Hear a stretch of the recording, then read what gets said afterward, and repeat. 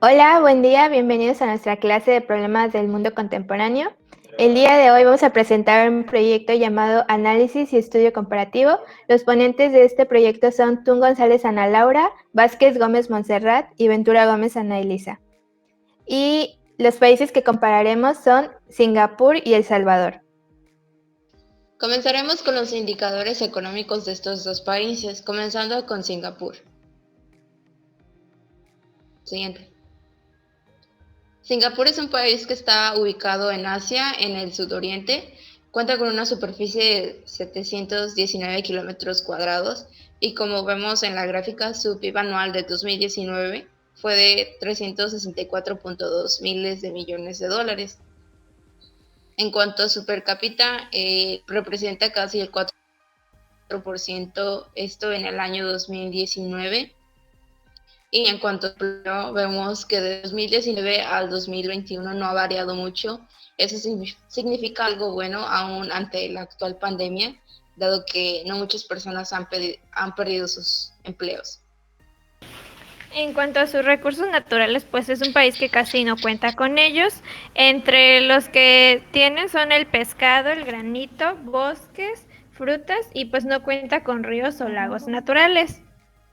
Entre sus exportaciones en el 2018 fue el número 17 a nivel mundial con 411 mil millones de dólares y el número 16 en importaciones con 370 mil millones de dólares. En los gastos de salud y educación tenemos unas tasas muy bajas debido a que prefieren concentrarse el dinero que se deposita en el gasto público hacia otros ámbitos, como puede ser el ámbito de tecnología, ya que los habitantes del país tienen buena salud y sus gastos de educación son sustentados por propiamente de los habitantes. Continuando con El Salvador, este país se sitúa en América Central con una superficie de 21.040 kilómetros cuadrados. Es considerado uno de los países más pequeños del mundo y vemos que su PIB anual en cuanto al 2019 fue del 2.4%. Vemos que su Producto per cápita en el 2019 alcanzó el 8.6%, colocándolo en el puesto 117 del ranking de 196 países.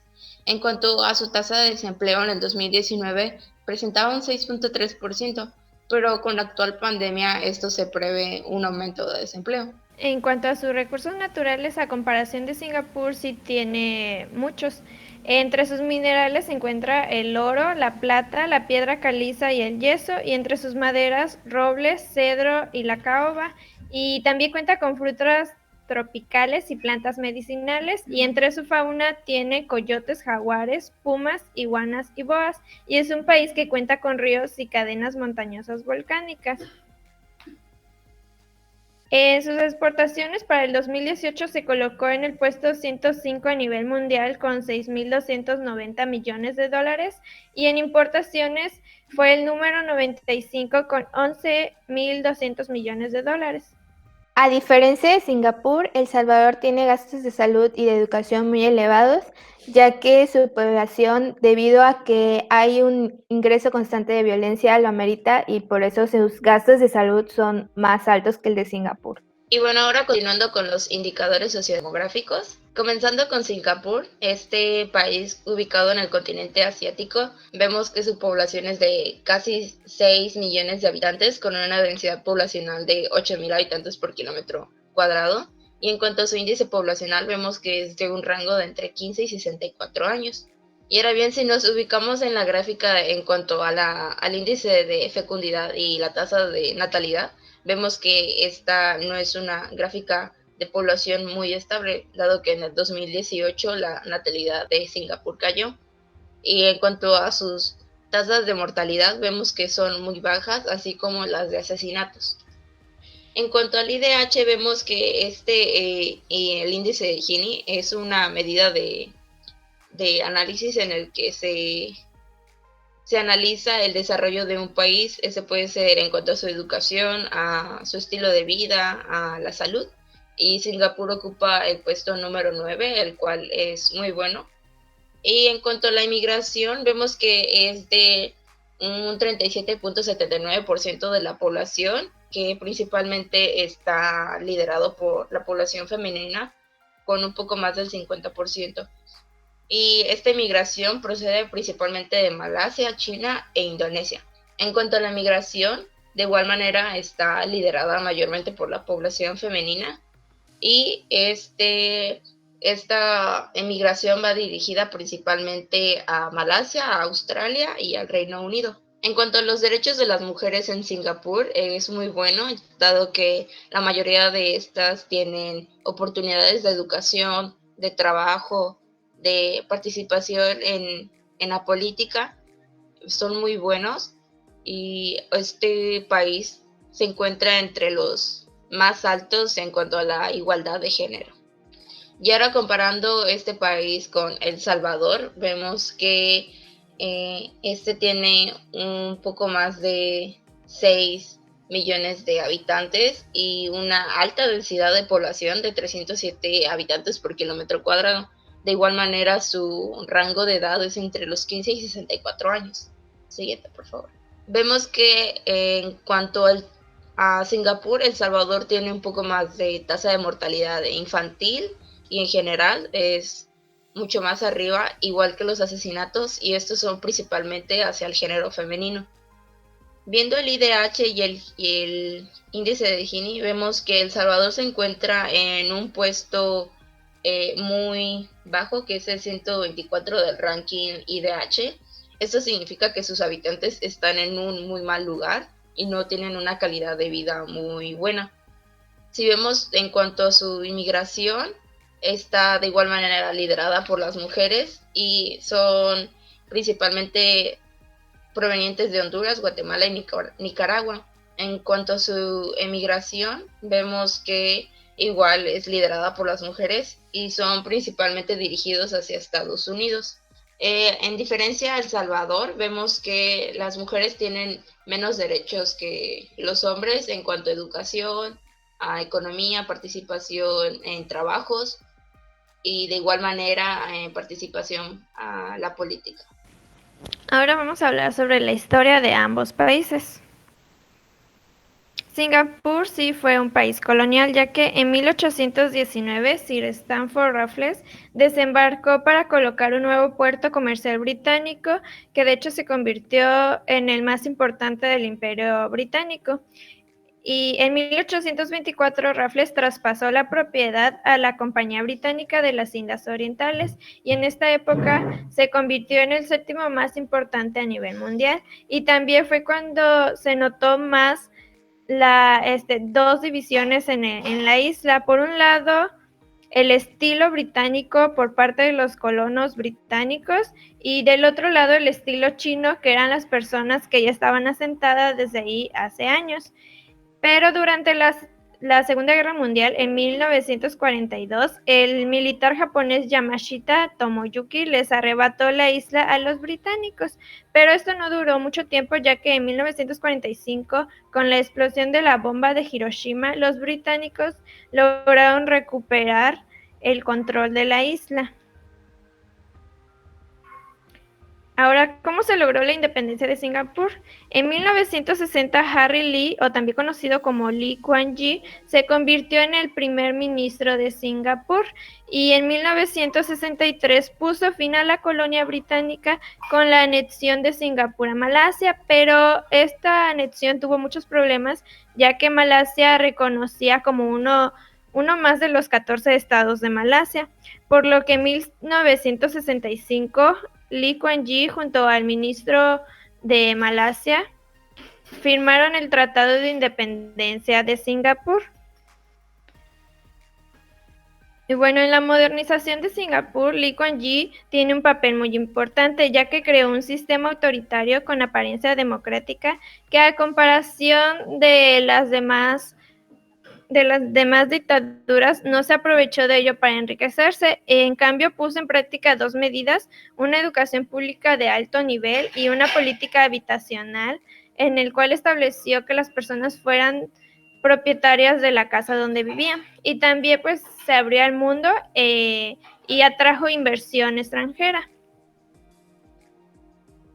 Ahora El Salvador también fue un país colonial y mucho antes, ya que en 1522 el almirante español Andrés Niño desembarcó en la isla Mengara, territorio perteneciente al país, y en 1546 el rey Carlos I le otorgó el título de ciudad y quedó bajo el dominio español, y así fue durante 300 años hasta 1821, cuando sucedió la independencia de Centroamérica, y para 1841 se proclamó la independencia de El Salvador. ¿Qué papel ha jugado el capitalismo en El Salvador? Pues desde vísperas de la independencia, los sectores empresariales ya expresaban sus deseos de una renovación económica en el país, y a mitad del siglo XIX los empresarios ingleses lograron el monopolio del comercio salvadoreño, y especialmente en el sector cafetalero, que es el más importante en El Salvador.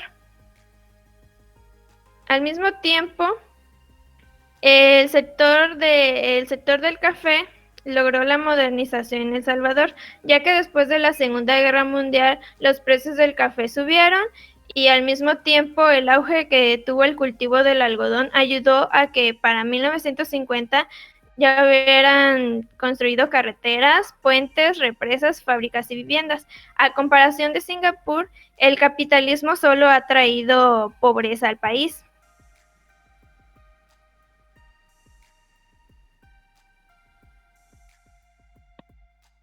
Ahora veremos el papel del Estado en el Singapur.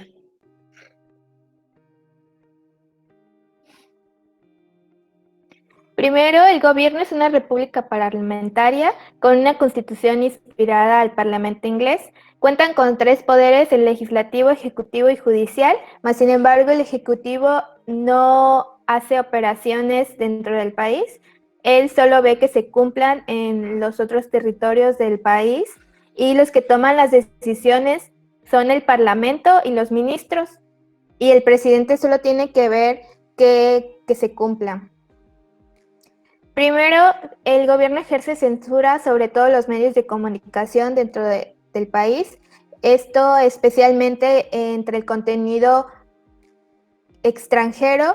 Ellos limitan a los habitantes qué se puede compartir, ver y consultar en redes y todo lo que tenga que ver en el internet, así como también qué se publica en el país. También aunan voluntades y movilizan a la población hacia objetivos comunes. Esto quiere decir que el gobierno especifica a los habitantes y los convence de que acepten las iniciativas que el gobierno propone.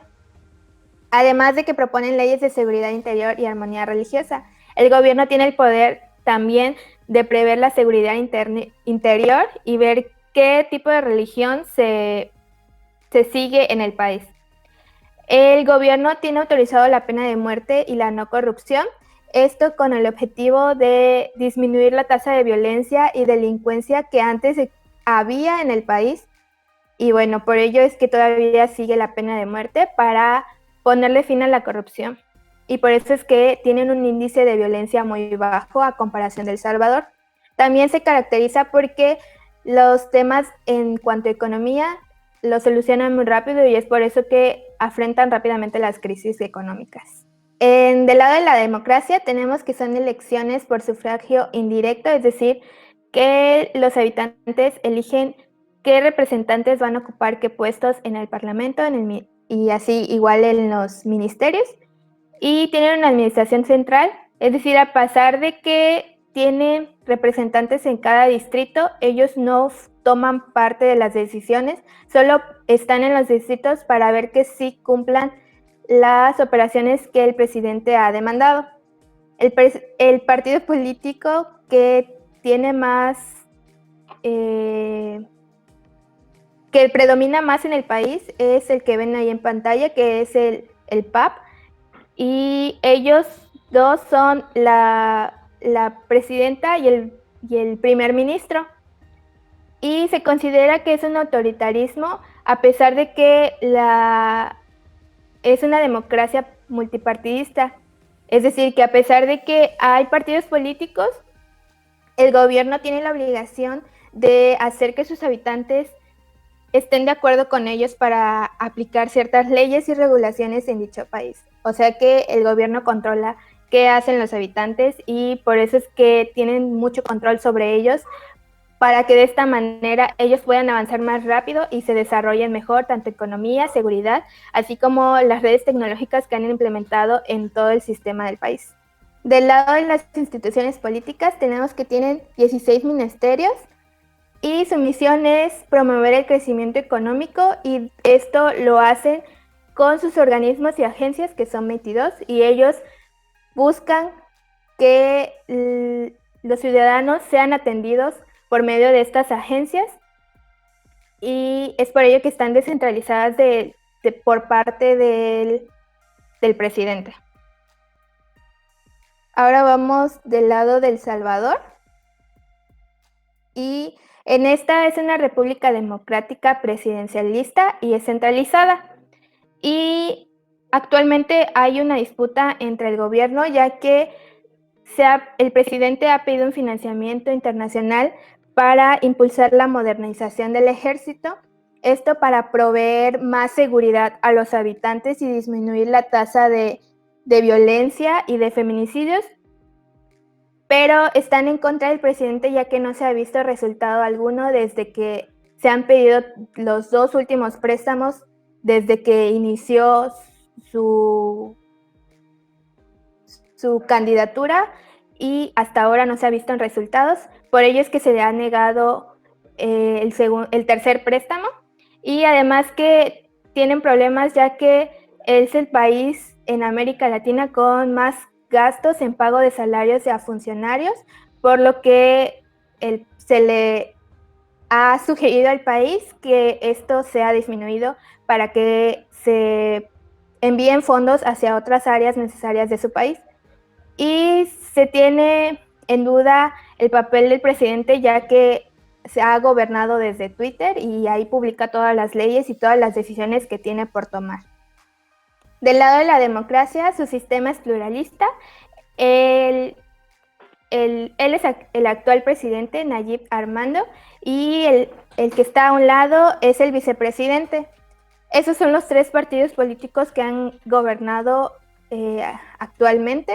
Hasta ahora, el que ha tenido más presencia es el primero, que había sido de izquierda, más sin embargo, actualmente el que ganó es el último, que se denomina Gana, y no tiene un lado si es de izquierda o derecha, y por eso se han puesto mucho en duda sus decisiones que ha tomado el presidente, y es por ello que los índices de violencia e inseguridad no han bajado y siguen en aumento. Y del lado de instituciones políticas tenemos estas que se denominan ministerios, y ellas son controladas por parte del presidente, a diferencia de Singapur, que el presidente solo ve que sí existan tales ministerios y cada ministro controla las propias agencias que ellos tienen. En cambio, El Salvador, prácticamente el presidente las administra y tiene designado a algunas personas para que estén a cargo de los ministerios, pero aún así siguen estando en contacto con el presidente, lo que se dice que por ello no han surgido buenos resultados para el desarrollo del propio país. Y esto es todo por nuestra parte, y a continuación nuestras fuentes bibliográficas.